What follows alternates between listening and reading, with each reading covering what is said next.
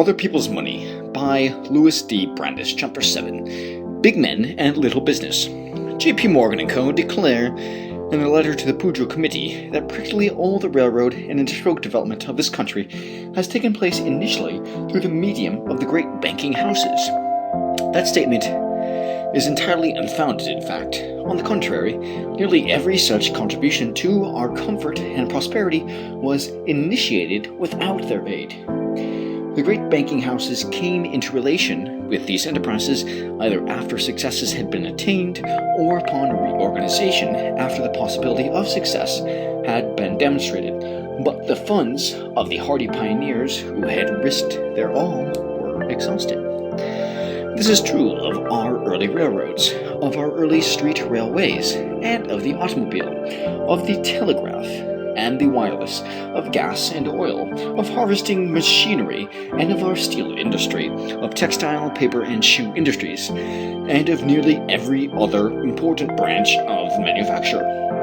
The initiation of each of these enterprises may properly be categorized as great transactions, and the men who contributed the financial aid and business management necessary for their introduction are entitled to share equally with inventors in our gratitude for what has been accomplished.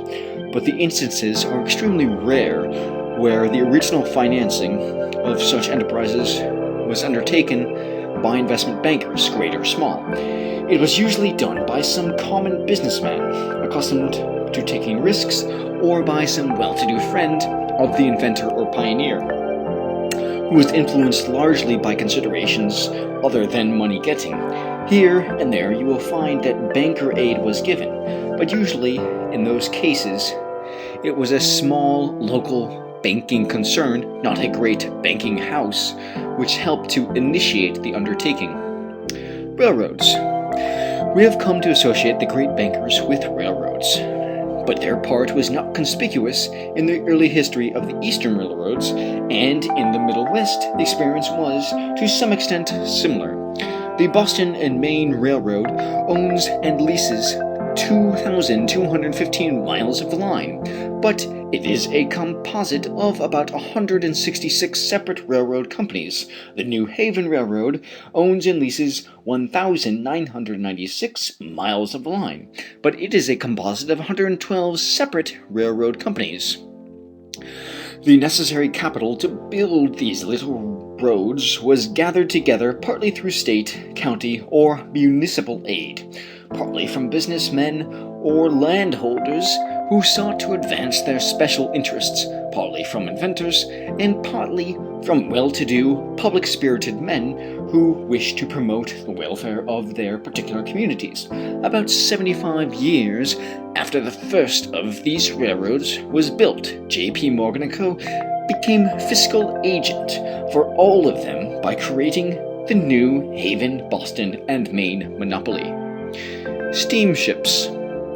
The history of our steamships lines is similar. In 1807, Robert Fulton, with the financial aid of Robert R. Livingston, a judge and statesman, not a banker, demonstrated with the Clermont that it was practicable to propel boats by stream.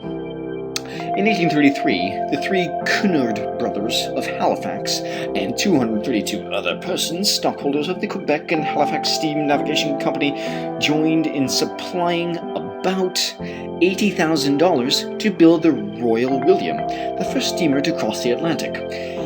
In 1902, many years after individual enterprises had developed practically all the great ocean lines, J.P. Morgan & Co. floated the International Mercantile Marine with its $52,744,000 of 4.5 bonds, now selling at 60, and $100 million of stock, preferred and common, on which no dividend has ever been paid.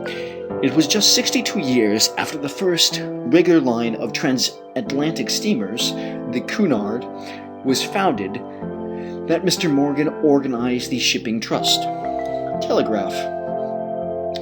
The story of the telegraph is similar.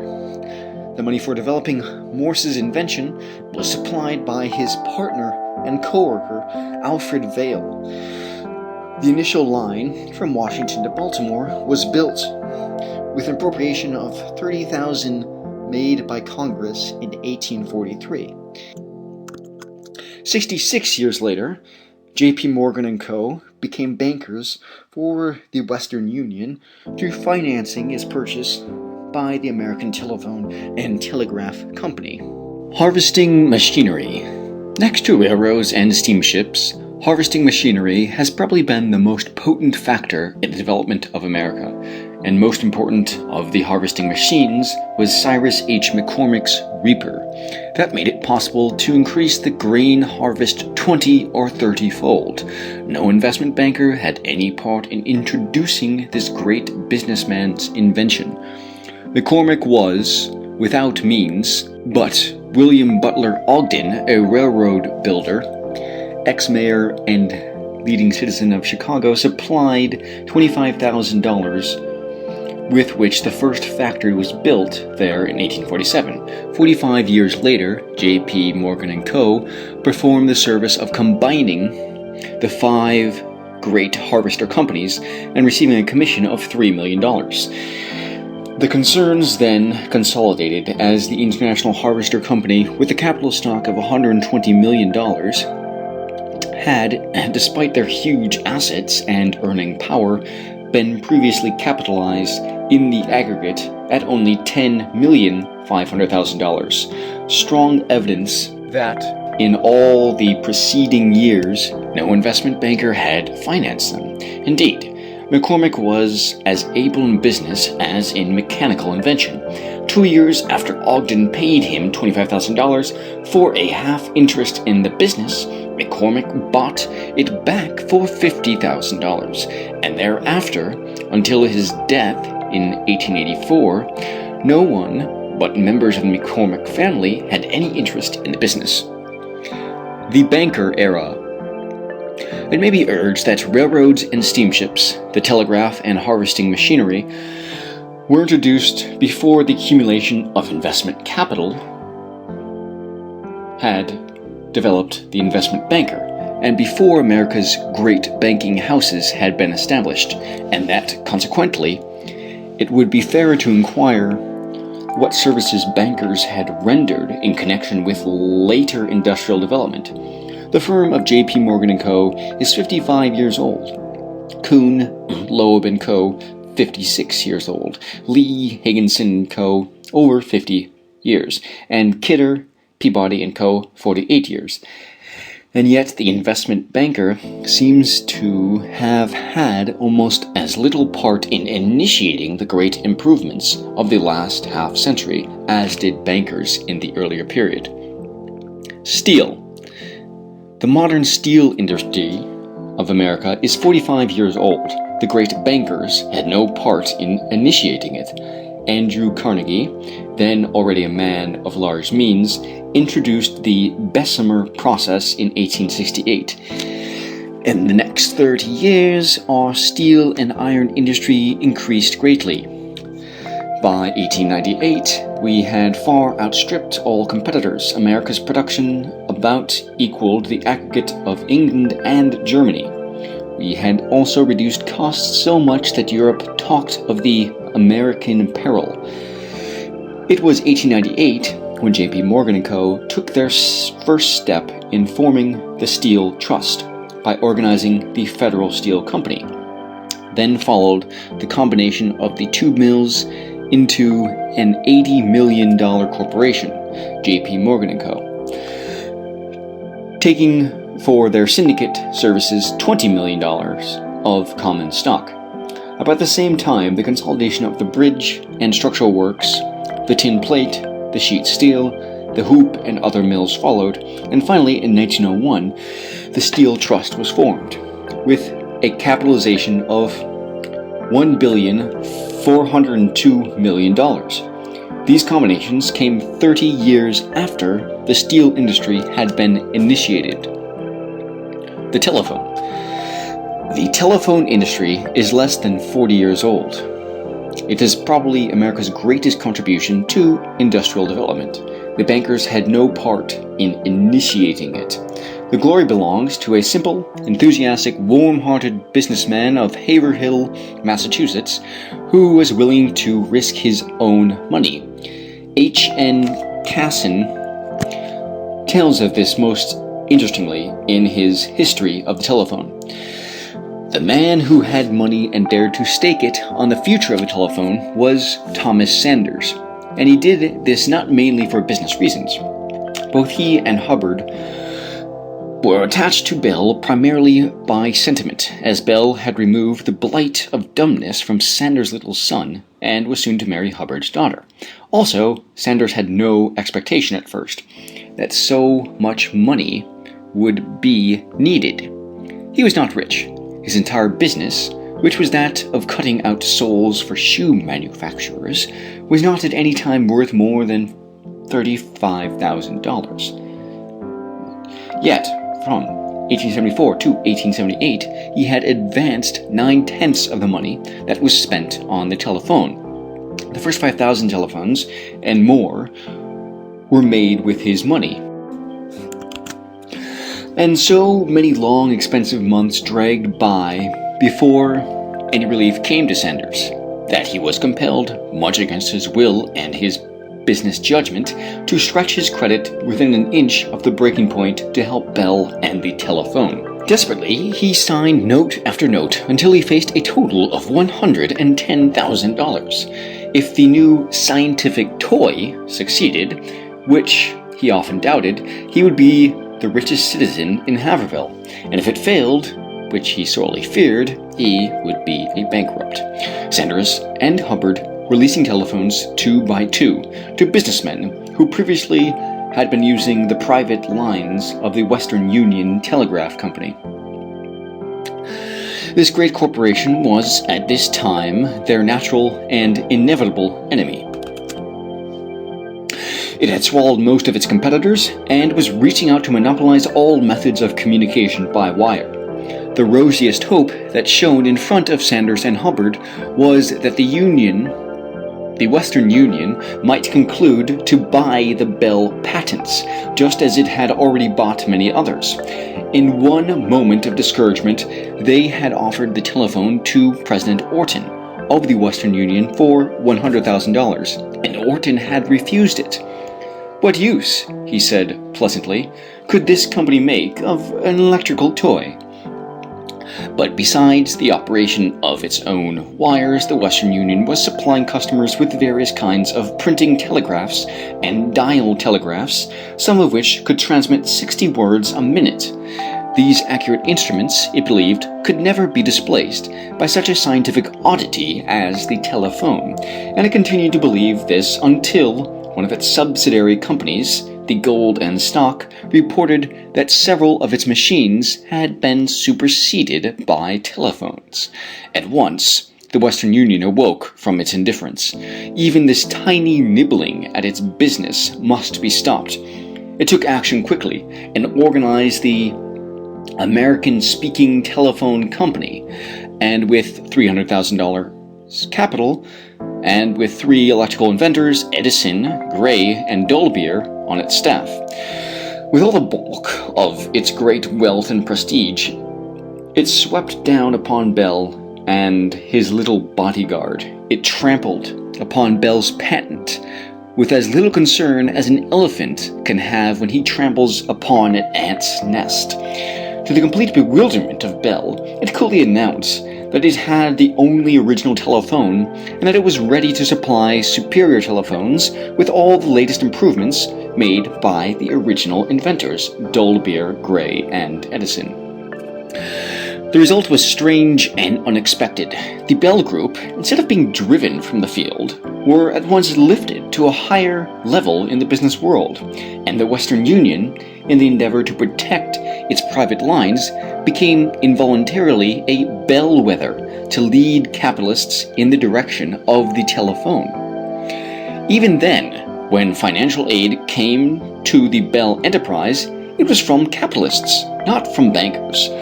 And among these capitalists was William H. Forbes, son of the builder of the Burlington, who became the first president of the Bell Telephone Company. That was in 1878. More than 20 years later, after the telephone had spread over the world, the great House of Morgan came into financial control of the property. The American Telephone and Telegraph Company was formed. The process of combination became active. Since January 1900, its stock has increased from 25,886,300 to 344,606,400 in 6 years. 1906 to 1912, the Morgan Associates marketed about $300 million bonds of that company or its subsidiaries. In that period, the volume of business done by the telephone companies had, of course, grown greatly, and the plant had to be constantly increased. But the proceeds of these huge security issues were used to a large extent in effecting combinations. That is, in buying out telephone competitors, in buying control of the Western Union Telegraph Company, and in buying up outstanding stock interests in semi-independent Bell companies. It is these combinations which have led to the investigation of the telephone company by the Department of Justice, and they are, in large part, responsible for the movement to have the government take over the telephone business. Electrical machinery.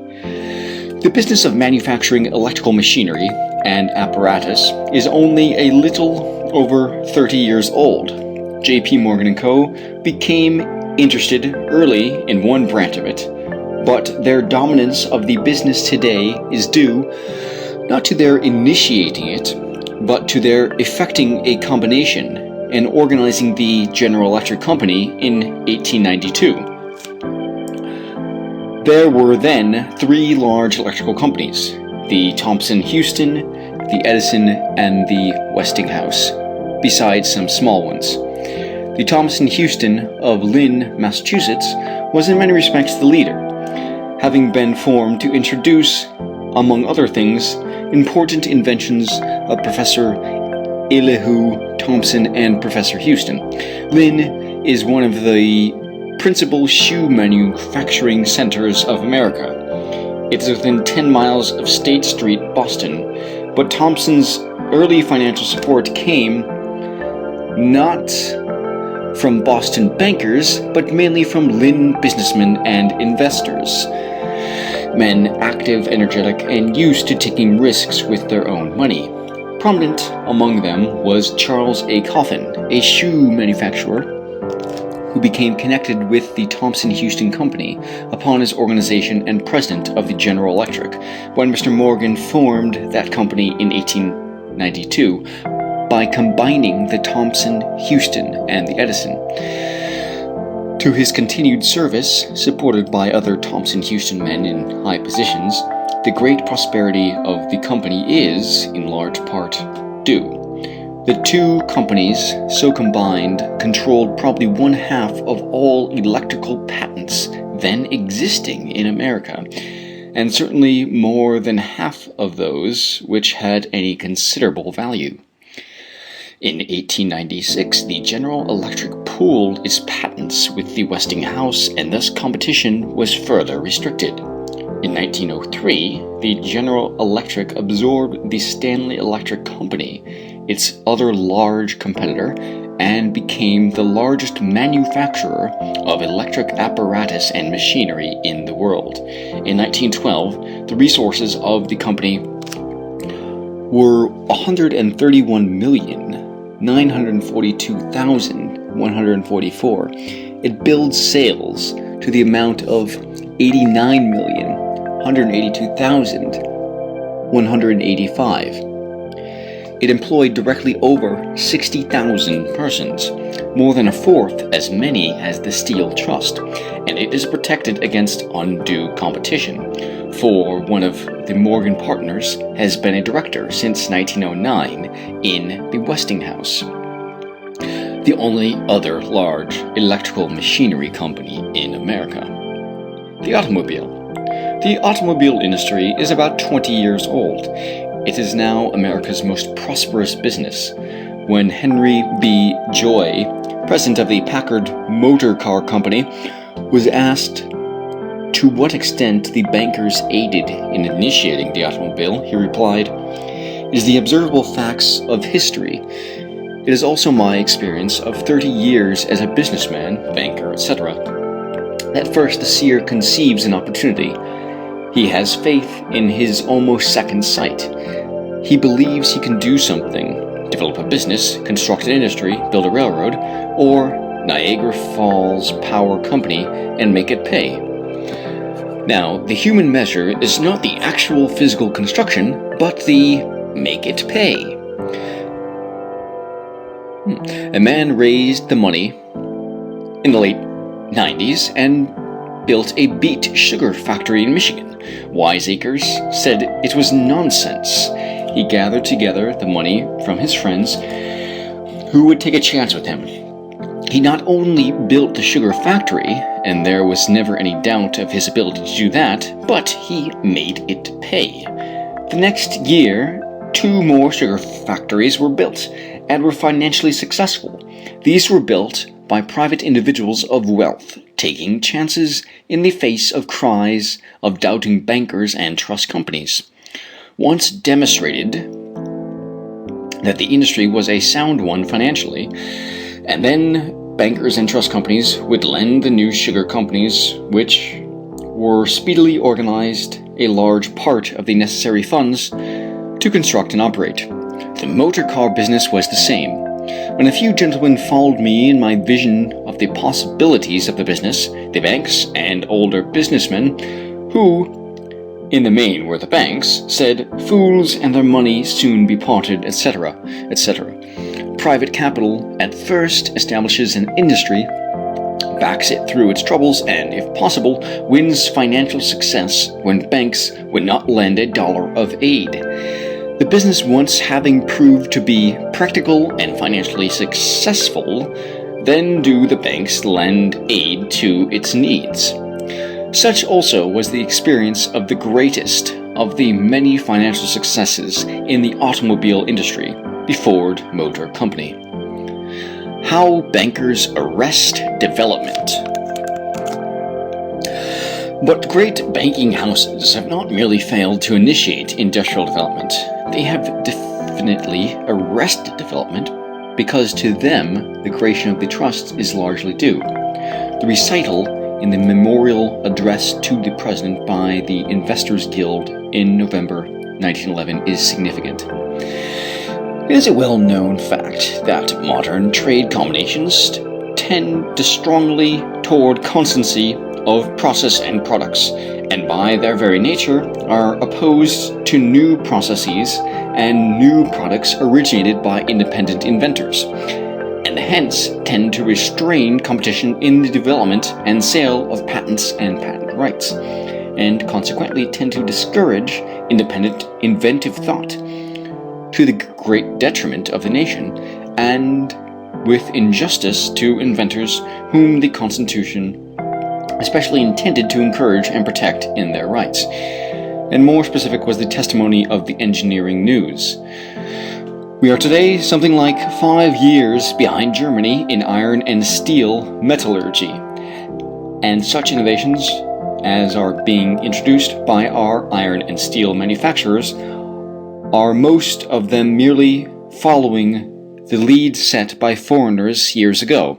We do not believe this is because American engineers are any less ingenious or original than those of Europe, though they may indeed be deficient in training and scientific education compared with those of Germany. We believe the main cause is the wholesale consolidation which has taken place in American industry. A huge organization is too clumsy to take up the development of an original idea. With a market closely controlled and profits certain by following standard methods, those who control our trusts do not want the bother of developing anything new. We instance metallurgy only by way of illustration. There are plenty of other fields of industry where exactly the same condition exists. We are building the same machines and using the same methods as a dozen years ago, and the real advances in the art are being made by European inventors and manufacturers, to which President Wilson's statement may be added. I am not saying that all invention had been stopped by the growth of trusts, but I think it is perfectly clear that invention in many fields has been discouraged, that inventors have been prevented from reaping the full fruits of their ingenuity and industry, and that mankind has been deprived of many comforts and conveniences, as well as the opportunity of buying at lower prices. Do you know, have you had occasion to learn, that there is no hospitality for invention nowadays? Trusts and financial concentration. The fact that industrial monopolies arrest development is more serious even than the direct burden imposed through extortionate prices. But the most harm-bearing instance of the trusts is their promotion of financial concentration. Industrial trusts feed the money trust. Practically every trust created has destroyed the financial independence of some communities and of many properties, for it has centered the financing of a large part of whole lines of business in New York, and this usually with one of a few banking houses. This is well illustrated by the Steel Trust, which is a trust of trusts.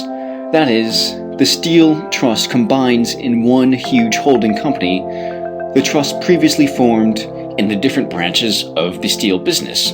Thus, the Tube Trust combines 17 tube mills, located in 16 different cities, scattered over 5 states, and owned by 13 different companies. The Wire Trust combined 19 mills, the Sheet Steel Trust 26, the Bridge and Structural Trust 27, and the Tin Plate Trust 36, all scattered similarly over many states. Finally, these and other companies were formed into the United States Steel Corporation, combining 228 companies in all, located in 127 cities and towns scattered over 18 states. Before the combinations were effected, nearly every one of these companies was owned largely by those who managed it, and had been financed to a large extent in the place or in the state in which it was located.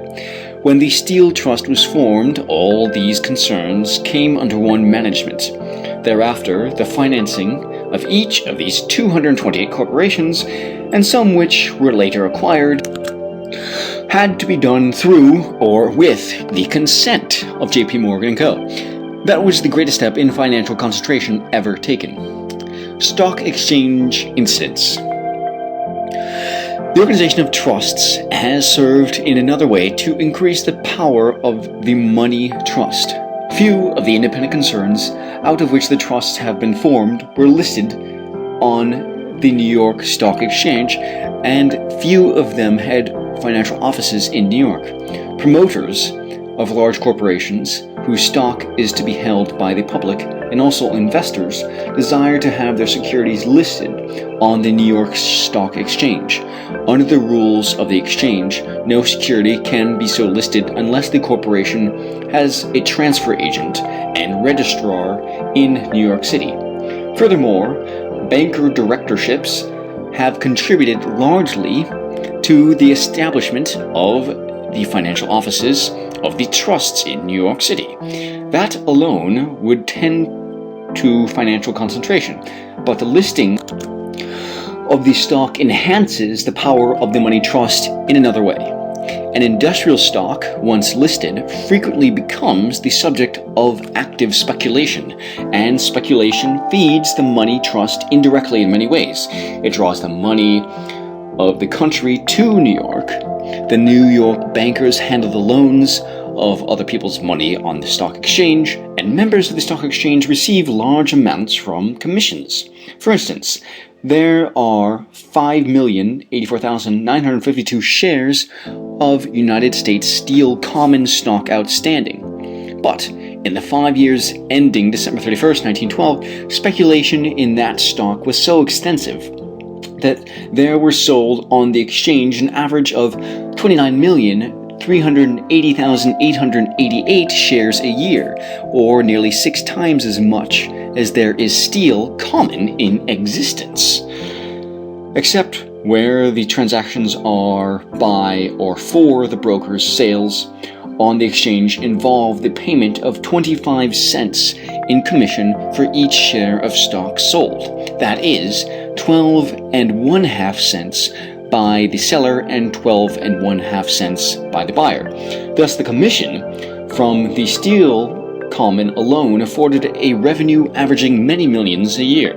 The steel preferred stock is also much traded in, and there are 138 other industrials, largely trusts, listed on the New York Stock Exchange. Trust ramifications.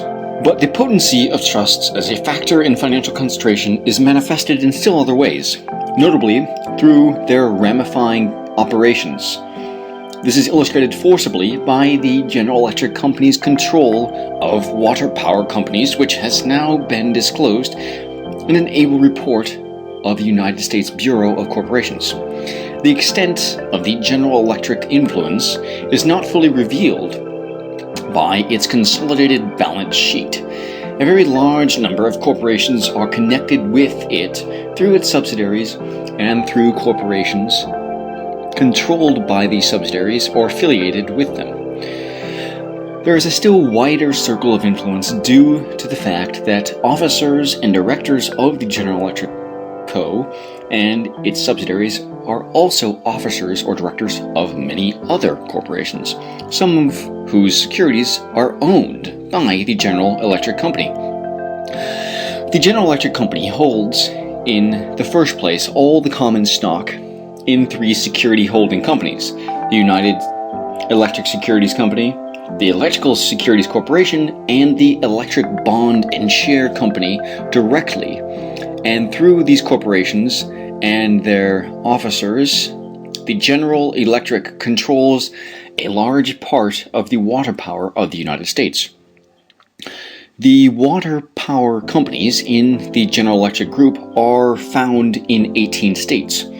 These 18 states have 2,325,757 commercial horsepower developed or under construction. And this total, the General Electric Group includes 939,115 HP, or 40.4%. The greatest amount of power controlled by the companies in the General Electric Group in any state is found in Washington. This is followed by New York, Pennsylvania, California, Montana, Iowa, Oregon, and Colorado. In 5 of the states shown in the table, the water power companies included in the General Electric Group control more than 50% of the commercial power developed and under construction. The percentage of power in the states included in the General Electric Group ranges from a little less than 2% in Michigan to nearly 80% in Pennsylvania. In Colorado, they control 72%, in New Hampshire 61%, in Oregon 58%, and in Washington 55%. Besides the power developed and under construction, water power concerns included in the General Electric Group own, in the states shown in the table, 641,600 HP undeveloped. This water power control enables the General Electric Group to control other public service corporations.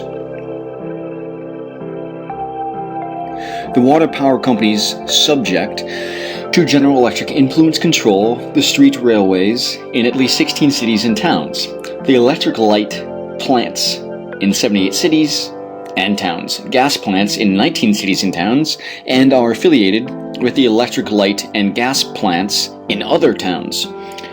Though many of these communities, particularly those served with light only, are small, several of them are the most important in the states where these water power companies operate.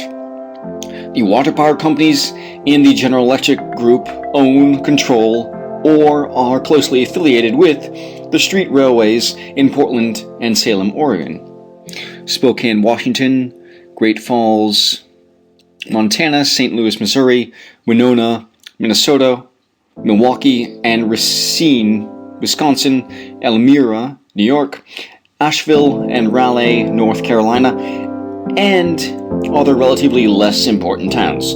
The towns in which the lighting plants, electric or gas, are owned or controlled include Portland, Salem, Astoria, and other towns in Oregon, Bellingham and other towns in Washington, Butte, Great Falls, Bozeman, and other towns in Montana, Leadville and Colorado Springs in Colorado, St. Louis, Missouri, Milwaukee, Racine, and several small towns in Wisconsin, Hudson and Rensselaer, New York, Detroit, Michigan, Asheville and Raleigh, North Carolina, and in fact, one or more towns in practically every community where developed water power is controlled by this group.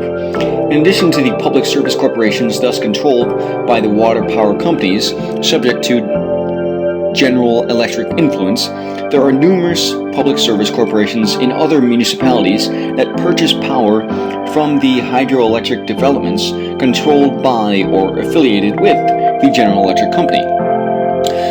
This is true of Denver, Colorado, which has already been discussed. In Baltimore, Maryland, a water power concern in the General Electric Group, namely the Pennsylvania Water and Power Company, sells 20,000 HP to the Consolidated Gas, Electric Light and Power Company, which controls the entire light and power business of that city.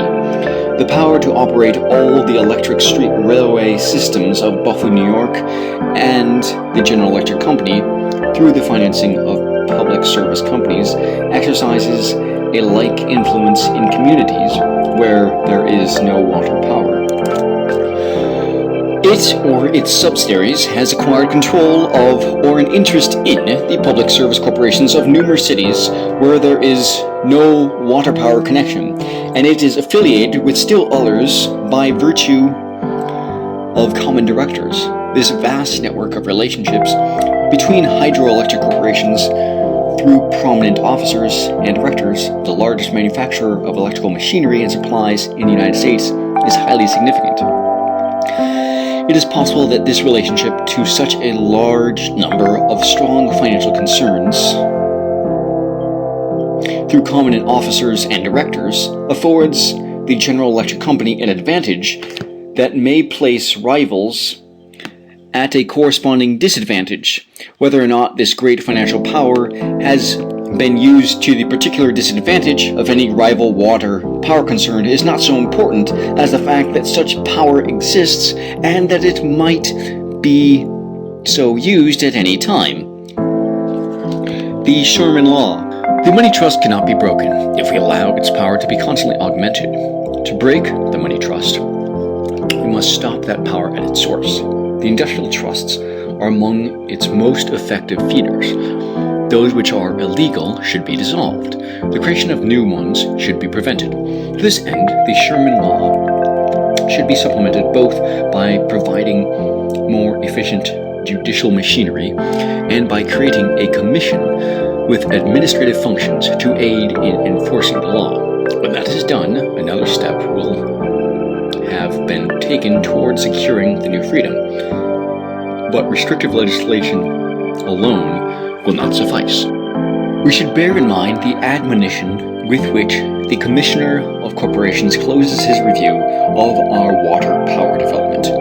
There is presented such a situation in water powers and other public utilities as might bring about at any time under a single management the control of a majority of the developed water powers in the United States and similar control over the public utilities in a vast number of cities and towns, including some of the most important in the country. We should conserve all rights which the federal government and the states now have in our natural resources, and there should be a complete separation of our industries from railroads and public utilities. End of Chapter 7. Recording by John Thomas Kuzmarski.